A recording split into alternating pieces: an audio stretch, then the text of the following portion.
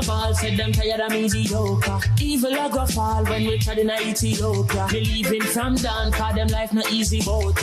Even one can say it's not an easy road. Occupation, occupy the motherland.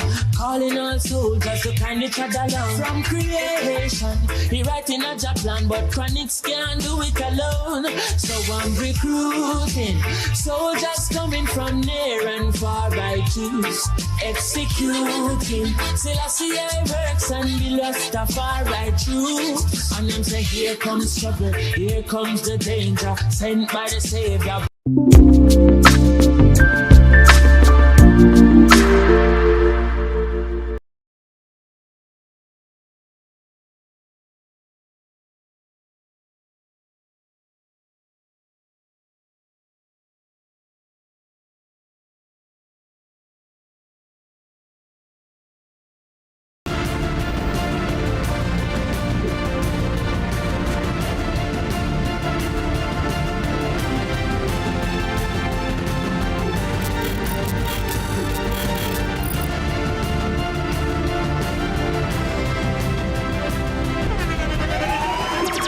The internationally acclaimed On Stage with Winfred Williams. At a new time, Saturdays at 8 p.m. on CVM TV. So much more than entertainment. Hey, what's up, one? Hi, I am Candy Pangat.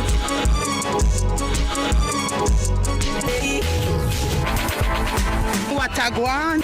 What a guan? That a guan, pa. What a guan? What a guan? What a guan? Mondays, Wednesdays, and Fridays at 8 a.m., 1:30 p.m., and 10 p.m. on CVM TV. And that's a guan, pa. What a guan? Brought to you by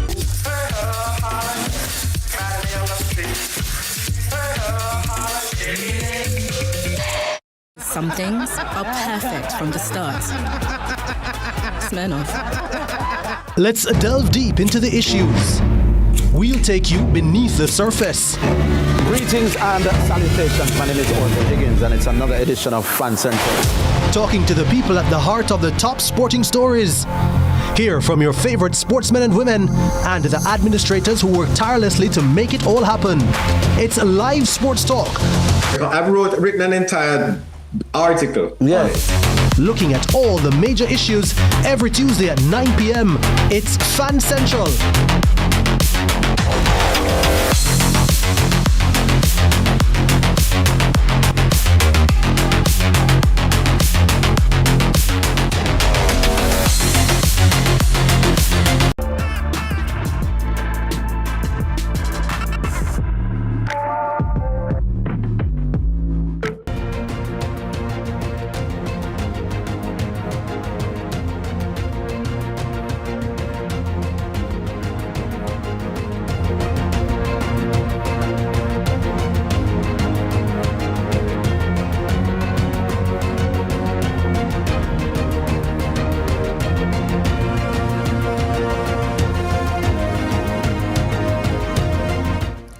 Tonight on Global Lead, the Inter-American Commission on Human Rights says Jamaica remains one of only 5 states in the Americas still retaining colonial era laws criminalizing same-sex intimacy between men. 6 years after an international ruling against Jamaica, why has nothing changed? Then, can a paperless court system finally reduce the years-long delays frustrating Jamaicans? Rwanda's justice technology model is now coming to Jamaica. But can digital reform fix structural problems? And later, in the age of artificial intelligence, streaming platforms, and global digital distribution, does Jamaica actually own enough of what it creates? Plus, President Donald Trump evacuated after an apparent assassination attempt at the White House Correspondents' Dinner. Australia moves against big tech over payment for news, and history at the London Marathon as a 2-hour barrier finally falls. I'm Jodianne Quarry, and this is Lead Stories Global Lead.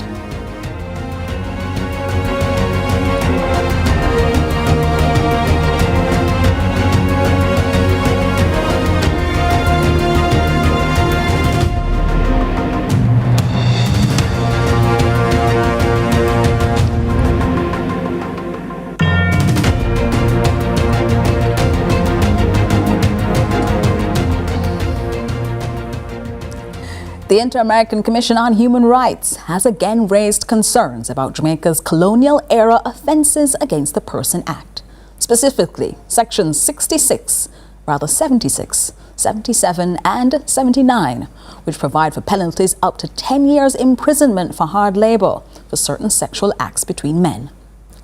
The IACHR's 2025 annual report says Jamaica is only one of 5 countries in the entire Americas still retaining such laws.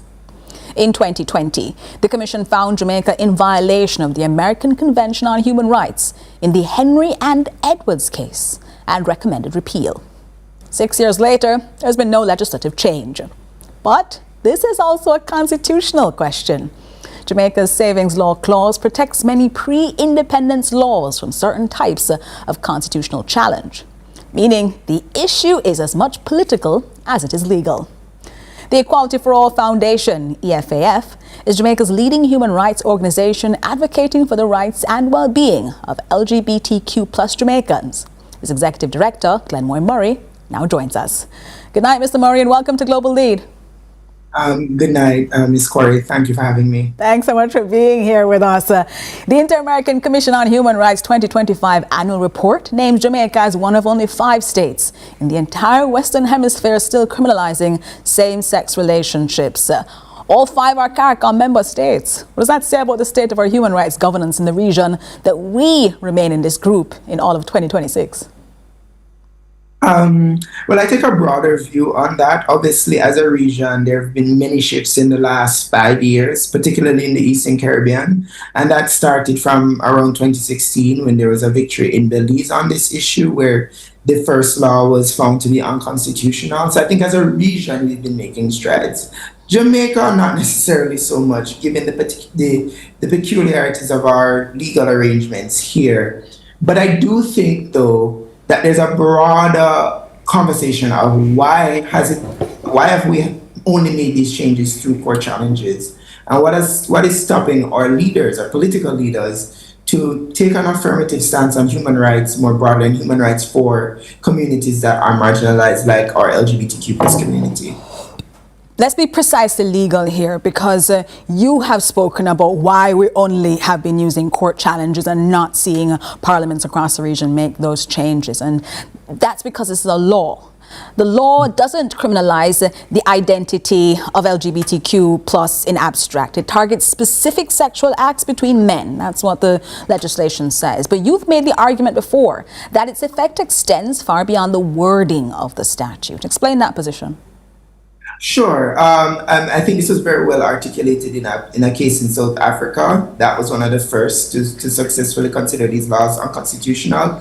Is that when you have a law that criminalizes an activity that is largely associated with a particular group, in this instance gay men, then it sends a message about their place in society, and it facilitates and almost justifies some of the harms and discrimination and violence that we face. And I know in this recent moment that we're in within Jamaica, we often think of homophobic violence as a thing of the past, but I think it's important that we remind the public that only a few weeks ago, there was a video circulating on social media of a trans woman being violently attacked in a community just for existing within that space. And so laws that criminalize us for existing, for doing things that have no real victim, also perpetuate the idea that we deserve less in this society.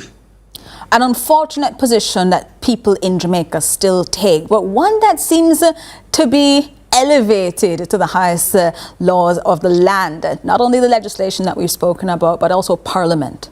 Last month, during the budget debate, Prime Minister Dr. Andrew Holness said in his debate, and I quote directly here, "A man is a man and a woman is a woman. We're not going to change that." Your organization responded publicly. In your view, what's the practical effect of that kind of statement from national leadership on the safety and daily lives of LGBTQ plus Jamaicans, especially after the story that you just related to us? I mean, that statement reinforces the kinds of discrimination that we navigate on a daily basis, even if that wasn't the Prime Minister's intention. The reality is that as a community, we've moved from facing, and we still face some of these issues, facing displacement from our homes, displacement from our community, homelessness and violence. And we've worked very hard to get people to understand what that is like living in this country. And many people have begun to shift their tone. We've seen more favorable policies in employment, and we're grateful for that. But when your Prime Minister reinforces exclusion at a moment when it's not necessary, it then has the potential impact of dialing the clock backwards to put us in a space that we definitely do not want to be. You talked about the necessity of making that statement. In the flow of the parliamentary statements he had been making in that budget debate, there had been questions about the necessity of having that statement. But some Jamaicans view this discussion around LGBTQ rights, having the laws on our books, as one of national sovereignty and cultural self-determination. This is how we are, this is who we are. But Barbados, St. Kitts, Antigua, Trinidad and Tobago, Belize, they're also British, from former British colonies. All of them are CARICOM member states. All of them have now struck down their criminalizing laws. The argument, therefore, that decriminalization is a foreign imposition on Caribbean values is harder and harder to sustain. How do you answer Jamaicans who say, we don't want to take no talk from nobody else? This is a sovereignty argument. Well, my position on that, Ben, let's reasonably have the conversations. I do think that when Jamaicans talk about it being a foreign imposition, it's a cop-out. Maybe if it was 10 or 15 years ago when Jamaicans weren't the ones leading that conversation in a very visible way, I could understand that sentiment. But the reality is across this region, but in Jamaica especially, our requests for law reform, our calls for law reform have been Jamaican-led and specific to the Jamaican condition. Our community is very visible and very active and is not hiding or going anywhere.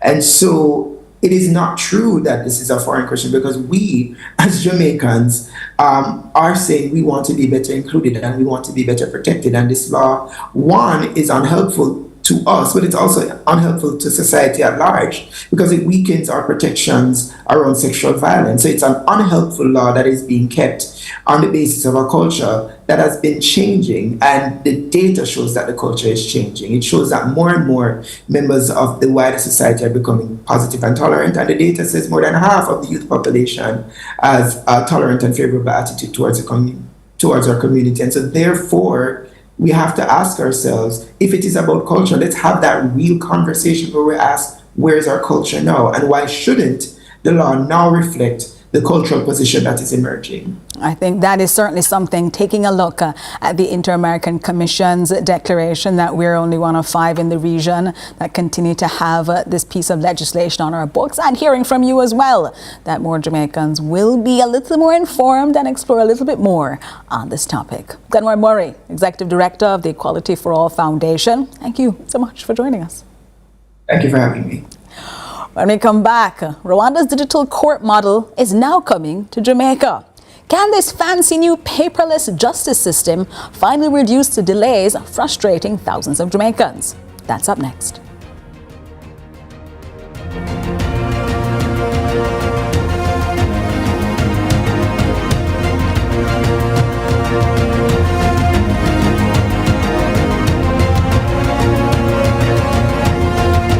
Day we use our feet to walk, run, and take us places. But your feet can do something even more amazing. Join Guardian Group's Shine 5K Night Run Walk and make a stride to support KPH, the Falmouth Hospital, and Project Star. Saturday, May 23 in Kingston and Saturday, May 30 in Montego Bay. Register at run2shineja.com or runningeventsja.com and see you at Guardian Group's Shine 5K Night Run Walk.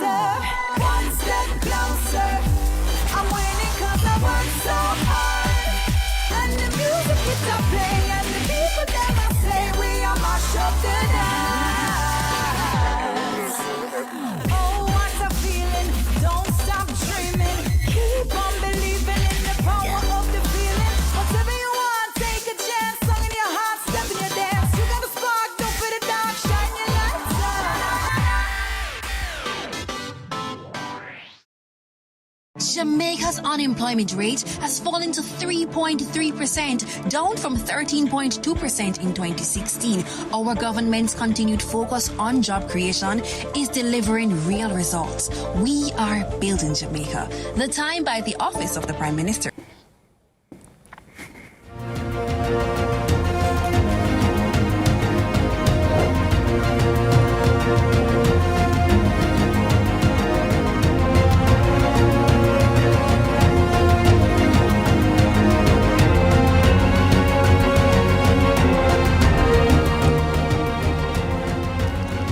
Jamaica's justice system is now entering a new era. Chief Justice Brian Sykes has called this, and I'll quote directly here from him, the most significant change that could happen to the legal system in Jamaica since independence.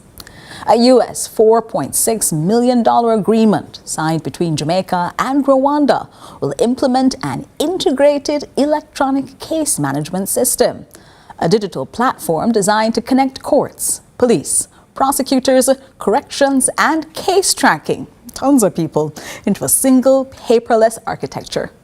The question is whether, though, digitization can actually reduce the delays that have frustrated Jamaicans for years. Delays affecting everything from criminal cases to child custody, land matters, business disputes, and probate. The 3-month needs assessment conducted by the Rwandan delegation has now been completed. The roadmap is in hand. Implementation now begins. And they joined us today in Parliament, on the ground still, as they were completing their look at Jamaica's system. Let's take a quick look at them in Parliament today, as they were acknowledged by Speaker of the House of Representatives, Juliet Holness. Delegation from Rwanda is here in Jamaica working with the Ministry of Justice and Constitutional Affairs to conduct an in-depth needs assessment for the implementation of an integrated electronic case management system, which is to be used right across Jamaica's justice sector. The delegation is being led by Honorable Rukunda Kuvuga, President of the Court of Appeal of Rwanda. And he is accompanied here today by the CEO and CFO, respectively, of Rwanda's Cooperation Initiative. See, they're on the ground now, continuing to look at Jamaica's justice system, and therefore this is a timely discussion for us to have with you today.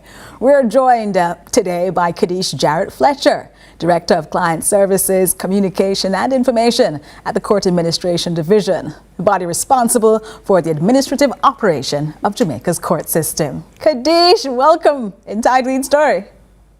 Good evening. Thank you so much for having me, Jodianne. Thank you so very much for joining us. Kadish Jarrett Fletcher, you're the one who knows what's going on in the courts all across the country. And you would have then been part of this excitement that was rolling out, something the Chief Justice has called the most significant change to Jamaica's legal system since independence. What exactly then changes for the average Jamaican with this new system that we're now taking from Rwanda?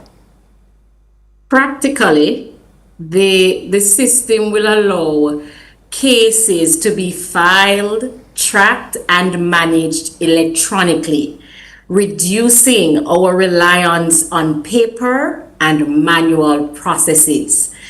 Police officers will no longer need to travel long distances to submit documents, for example, Jodianne. Attorneys can access their files and make their filings remotely. And our courts will be able to manage our processes more efficiently. This is a completely paperless system.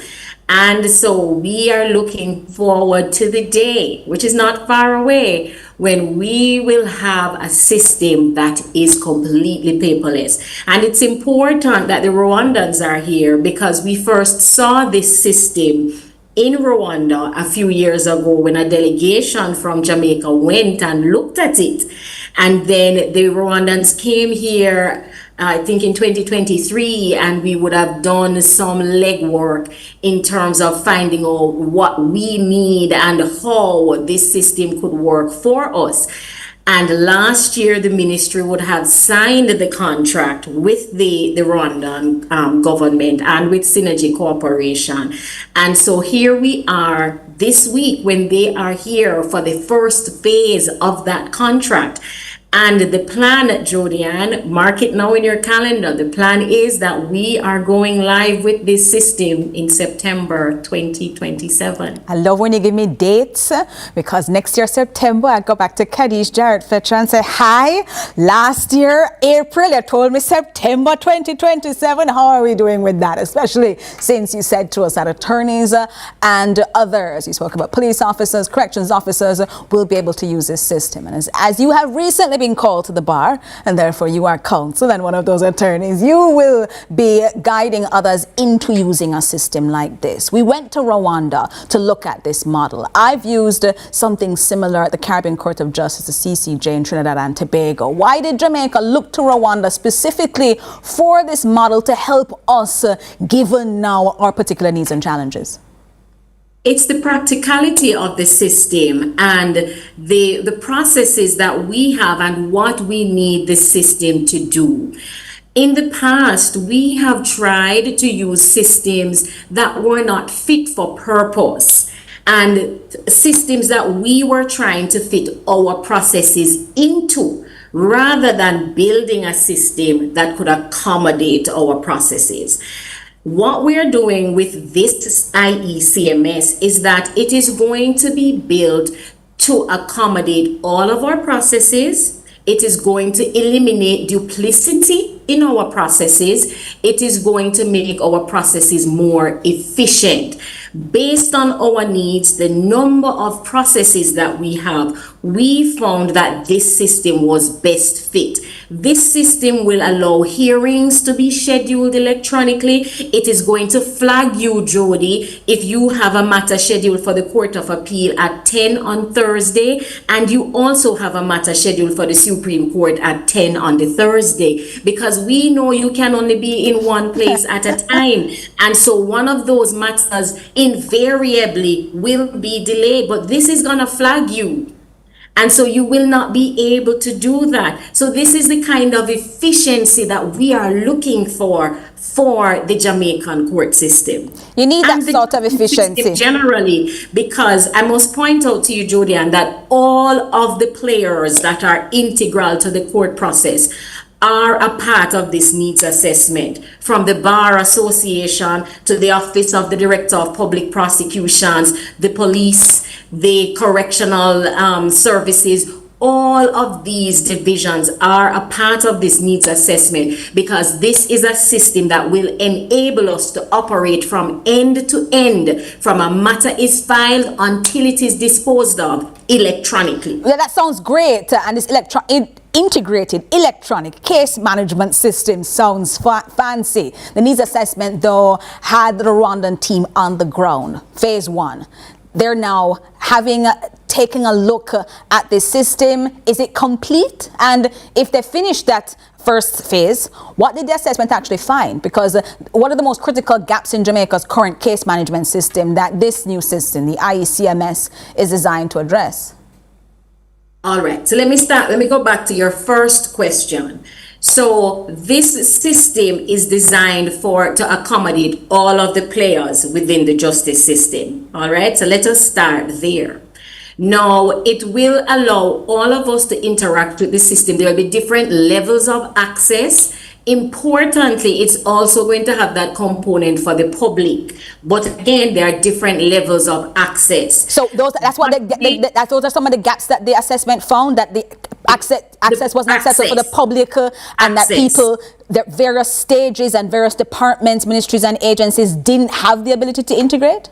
To access and integrate. So that was one of the things we recognized when they came from 2023. Now, the system is not complete. The system is going to be built to accommodate our processes. So Synergy they have a framework already that they use in Rwanda, but we are not just taking everything that they use in Rwanda. We want the system to accommodate all of our processes, the different legislative requirements that we have on this side. So for example, today they spent most of the day with the Office of the Director of Public Prosecutions. Tomorrow they are going to be looking at the parish court processes. All of those business lines will be documented for them, all of those processes. And then the system, when it is built, will be configured for all of those processes to accommodate all of those processes. They're going to spend some time at the Supreme Court, again, documenting all of these processes to ensure that we eliminate duplicity, we eliminate the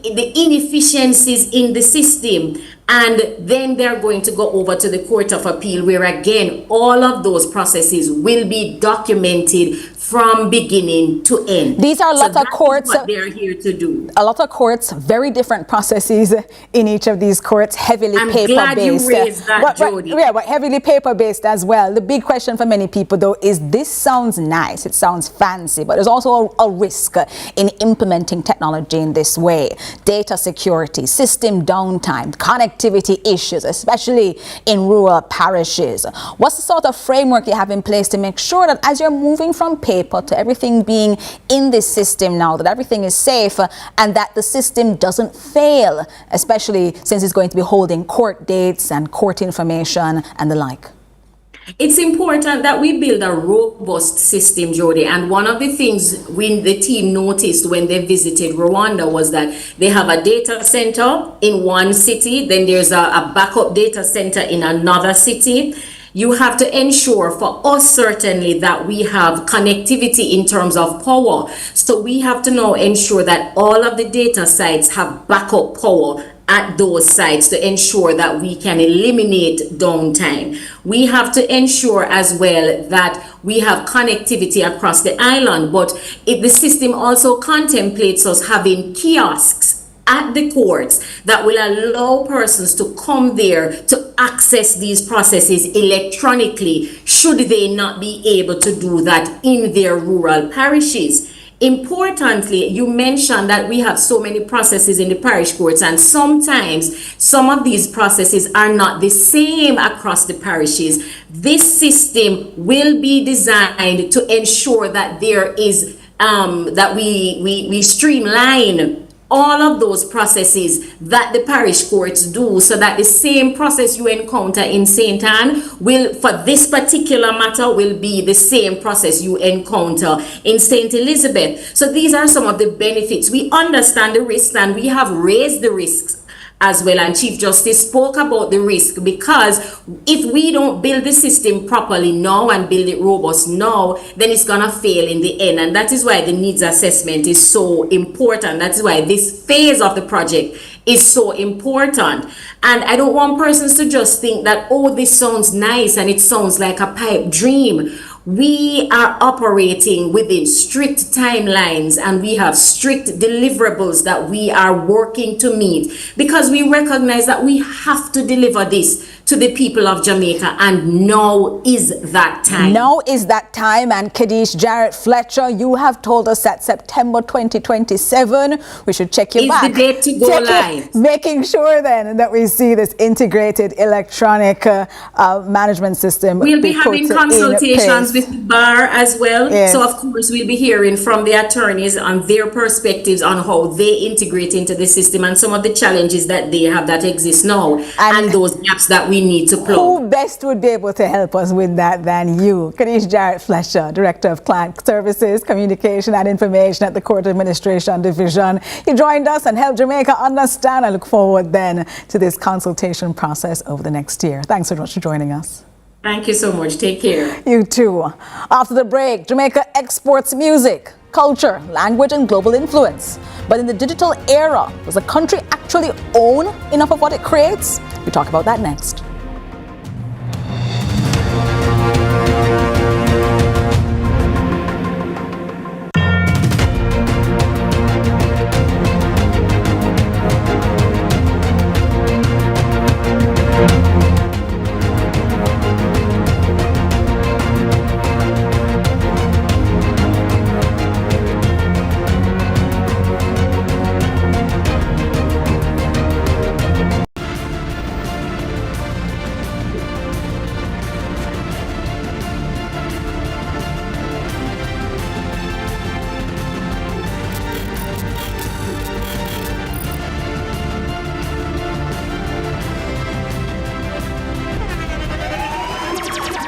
internationally acclaimed On Stage with Winfred Williams. At a new time, Saturdays at 8 p.m. on CVM TV. So much more than entertainment.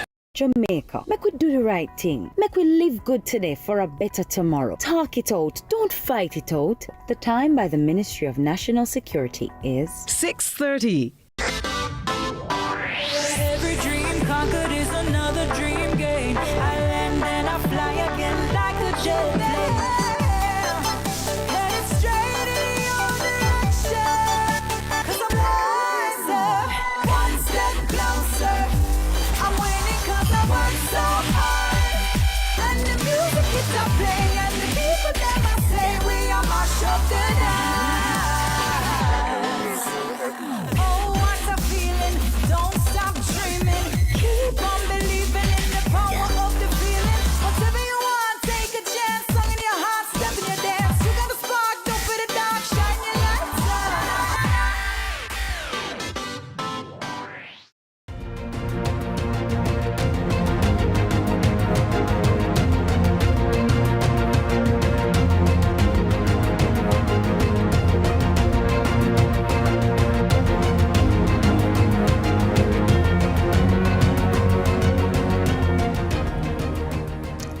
Jamaica is globally celebrated for what it creates. Our music has defined global popular culture for over 60 years. Our cuisine, our design, our innovation.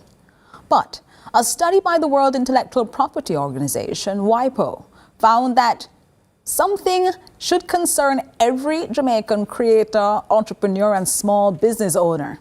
In its report, it said, and I quote, "The full potential of Jamaica's cultural, creative, and intellectual assets is yet to be fully developed and leveraged." That's what they said. And they said it particularly about micro, small, and medium-sized enterprises. As artificial intelligence, digital streaming platform aggregation, and online distribution rapidly transform the global economy, Jamaica's Intellectual Property Office is urging more Jamaicans to use international protection systems for their ideas, creations, brands, and content. This is not just about copyright in the traditional sense. It's about whether small states like Jamaica can actually retain economic value from their cultural and creative output in a digital economy dominated by global platforms. Joining us now is Chantal English Richards, Deputy Director and Legal Counsel at the Jamaica Intellectual Property Office. Thanks so much for joining us inside Lead Story. Chantal, happy English to join. Glad to have you with us. Happy to be here with you too. For many people, when they hear your work, intellectual property, they think of large corporations, fancy things, big important inventions. Why should the average Jamaican who is hearing about how awesome they are but don't think this applies to them, why should they care about an issue like this? Okay, so intellectual property is the creation of the mind. So whatsoever the mind conceptualizes, there is some elements of intellectual property associated with it.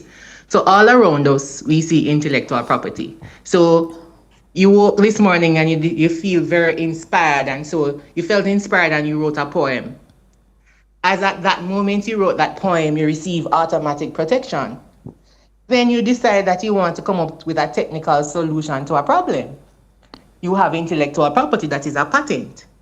And you decide that you want to run a business, and you have a logo that is attached to that business, that is trademark, and that is valuable. So intellectual property greets us, meets us every day, everywhere that we are, intellectual property is there.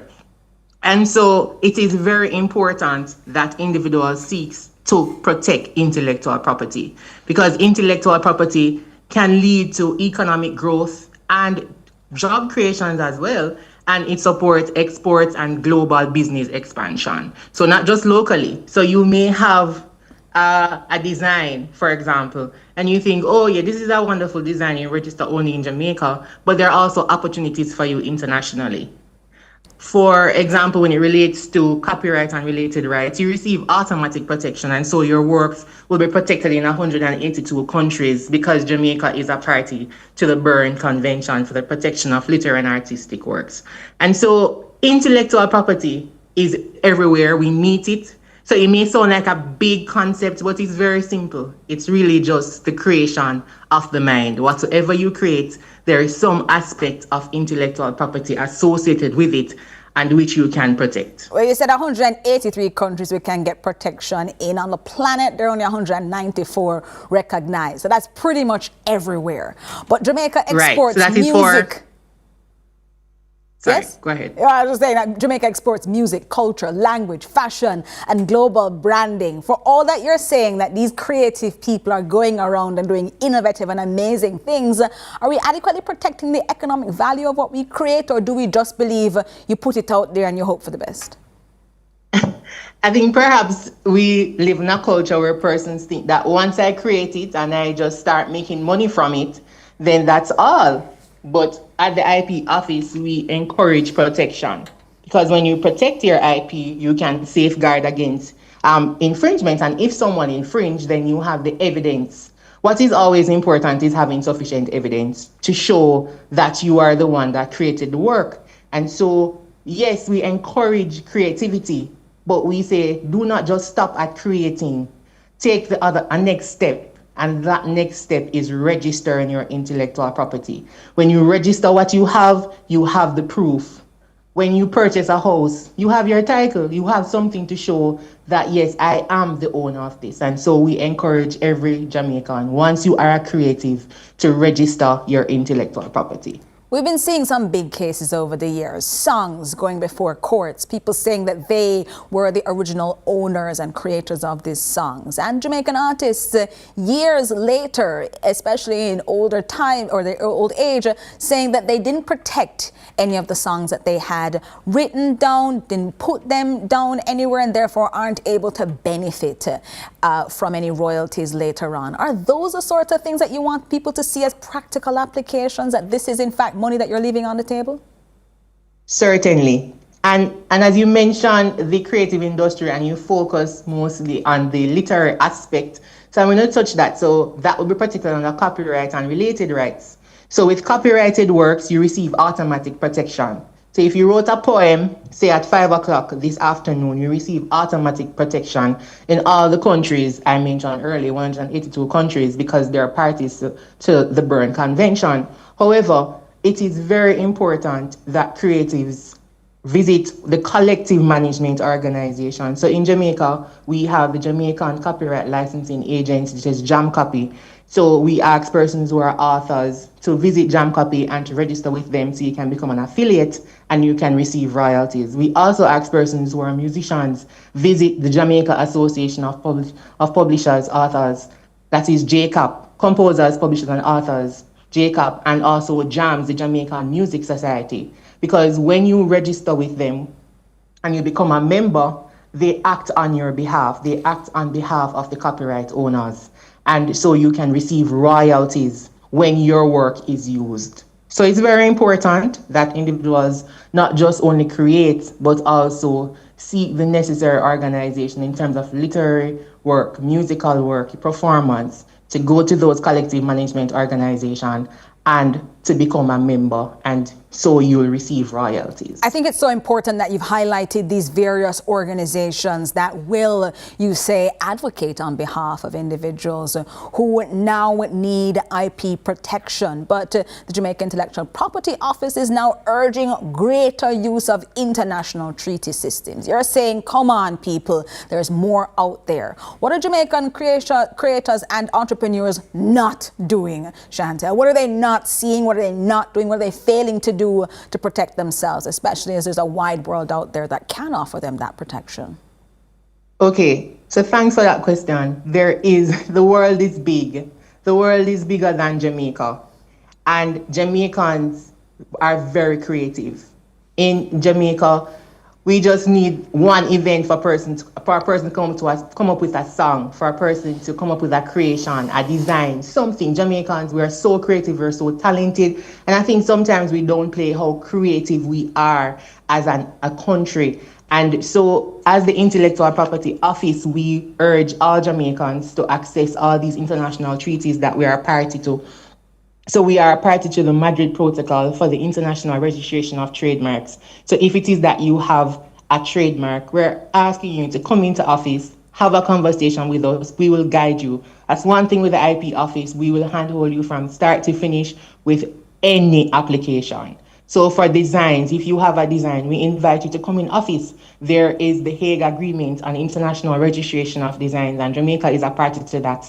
And if you have a technical solution to a problem, which is a patent, you'll have to register those local intellectual property. However, you can access that international market. You can be on that world stage. Chantal, people are listening right now and they're saying that sounds great. You've told me all of these things, but I'm afraid that I'll go into this office and somebody will steal my grand idea, my multi-billion dollar idea. Is that a legitimate fear? No, it's not. That's not a legitimate fear. Well, we, as government officers, we've all signed the Official Secrets Act. And we are here to protect, we are here to safeguard the citizens of Jamaica. We are the office that is armed with this to register all intellectual property rights in Jamaica. And so no need to fear. The office is here to protect you, and it's just for you to come, and we will guide you through the process from stage 1 to the end of the process where you receive your certification. I think that's so important for you to have spoken to the concerns of people not coming to all of these offices that you've spoken of and not using all the help that you have highlighted. Artificial intelligence, though, in a digital world changes things. When I wrote my poem here in Jamaica, I would keep my poem here in Jamaica. Now we have the World Wide Web, now we have AI scraping information in, and now we have people all around the world having access to it. Does artificial intelligence that's now training on music, writing, images, does that mean that I lose these protections, or do I still have them, and can you still advocate for us with them? Right, so once it is that you are the original creator of the work, then you receive automatic protection. As it relates to works created by artificial intelligence, currently the Jamaican Act does not recognize it because it defines an author as a person who creates the work. Now, with AI, you would put copyright. So to start from the base, copyright does not protect ideas. And so what a person would do is to input an idea into AI, and AI would generate some content. And so copyright does not protect the idea or the title that you would use to generate the information. What copyright protects is original work. So it has to come from the human author. So if AI goes online and takes my book, for example, that I wrote, you can protect me now from AI. Right, because you would have, so once you do the following things, so copyright is automatic. So whilst it is automatic, there are safeguards that you can put in place. Some of the safeguard will be one, the poor man's copyright. So that is sending a registered mail from yourself to yourself. And you'd have to keep that registered mail safe at home or in some safe place. In the event of an infringement, you have that sealed envelope to take to court, to put into evidence, and that would declare that you are the owner. Additionally, at Jaipur, we heard complaints over the years. Persons were saying, that's just it. Once I register my work, I receive automatic protection. And so our Copyright Act was amended in 2015 to allow for the voluntary registration of copyright and related rights. So a person who has a poem, for example, could complete an application form, a declaration form, deposit that with our office, pay a very minimal fee, and receive a certificate. That's also evidence. Also, the Legal Deposit Act of Jamaica makes it mandatory for every national of Jamaica to deposit with the National Library of Jamaica. So there are additional safeguards. I love so that if you've implemented any of these, yes.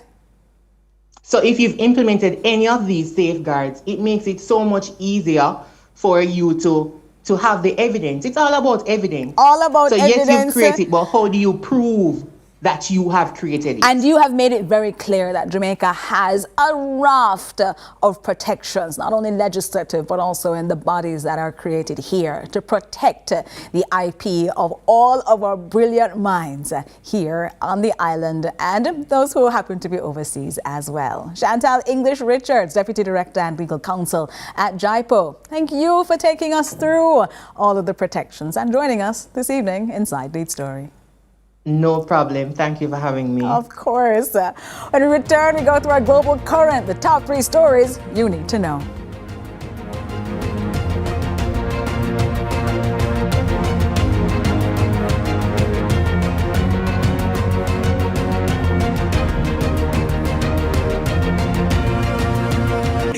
save a country right now. One thing about Jamaicans, we might have differences, but we know when something is good for all of us. And when we work together against crime and violence, we are stronger than ever. And that's how we know the Citizen Security Plan can work. That one I name CSP. The Citizen Security Plan is an initiative of the Ministry of National Security in partnership with the European Union. It's an all-of-government effort to create safer streets and build stronger communities. Go to mns.gov.jm to learn how you can play your part.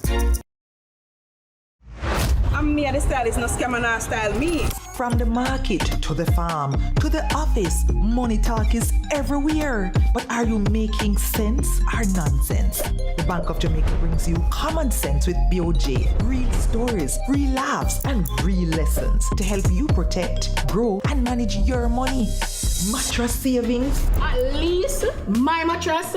No charge me to sleep on it. Partner plan. Remember last year we needed our payouts early? But Miss Pam gave it to her cousin first. Or a sketchy loan flyer. Electrifying deals. See why making the right financial choices is pure common sense. Brought to you by Bank of Jamaica, empowering everyday Jamaicans one episode at a time. Grandpa, it's 2026. You can't keep hiding all your money in every single pocket forever.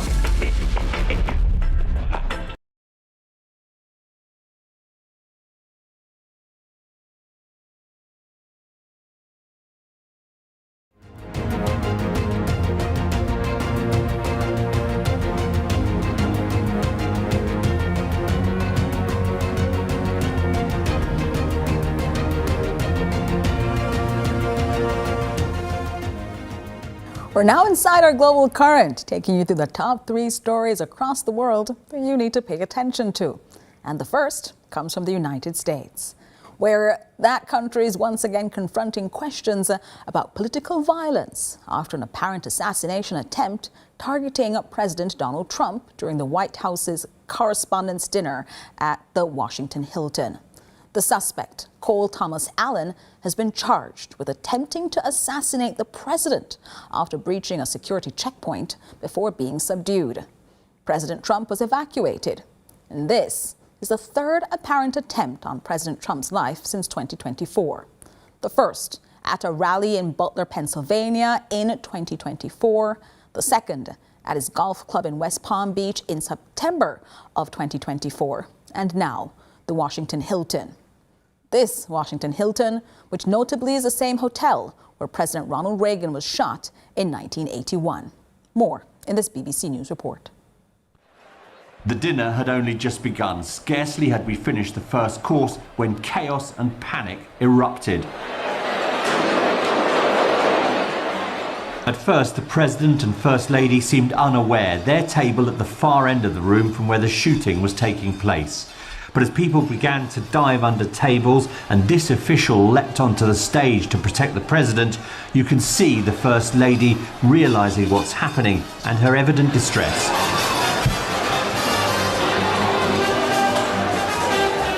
First, the Vice President was removed from the stage.